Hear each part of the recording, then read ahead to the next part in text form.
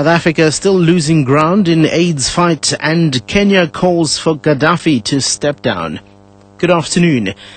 Deputy President Kgalema Motlanthe has told Parliament that the rate of new HIV infections in South Africa, which has one of the world's largest caseloads with nearly 1 in 10 infected, is growing faster than prevention efforts. He says prevention programs will be prioritized in the new National Strategic Plan, which is being developed for 2012 to 2016. Statistics South Africa estimates that 5.4 million people in the country of 50 million are living with the virus. East and Southern Africa are the areas most heavily affected by the global HIV epidemic.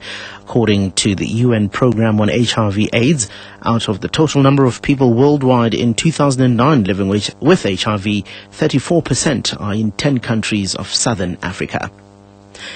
Correctional Services Minister Nosiviwe Mapisa-Nqakula has given reasons for turning down the parole application of SACP leader Chris Hani's killer Janus Walush. She says that Hani's family was not consulted before the recommendation for the parole was made. He was sentenced to death for his role in the 1993 assassination of Hani, who was the leader of the ANC's military wing Umkhonto weSizwe. The sentence was commuted to life imprisonment when South Africa abolished the death penalty after the 1994 elections. Walush has so far served 18 and a half years of his sentence. Our earlier report referred to Clive Darby-Lewis, whose lawyer has confirmed that he had also applied for parole last week, but was turned down without reasons being given.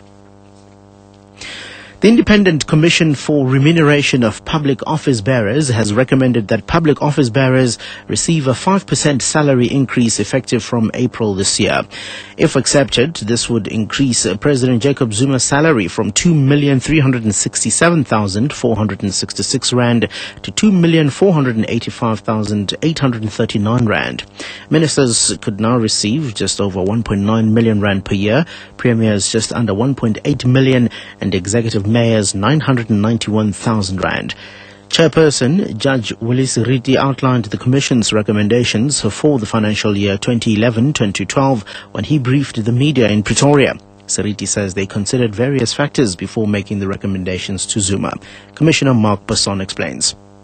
I personally think the government has shown bold leadership regarding pay increase restraint. And as captains of industry and captains of private sector, we need to reconsider our pay increase strategies. Production has been disrupted in the clothing industry in Newcastle in northern KwaZulu-Natal as members of trade union SACTU embark on a march. The union says the protest is against employers who don't pay minimum wages and overtime according to labour laws. SACTU spokesperson Dennis Maluleka says they've given them a 2-week ultimatum to respond to their demands or face further protest action. To force the employers in the area of Newcastle, more especially the Chinese, to comply with the gazetted rate of pay, the workers with the pay slip, to pay them the overtime if they work overtime, and to pay them all the public holidays. Currently, the Chinese are not paying anything. They are not paying the gazetted rate of pay. They are not paying the workers with the pay slip, and they are not paying the public holidays when there is any public holiday. What we are going to do, we are going to give them 14 days notice to respond to all the issues that we are going to give to them. If they don't respond positive, we're going to call another action which we are going to plan.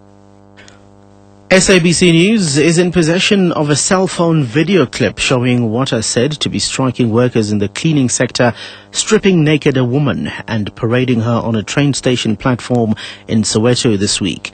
The woman is suspected to be a cleaner who opted not to join the ongoing strike in the sector.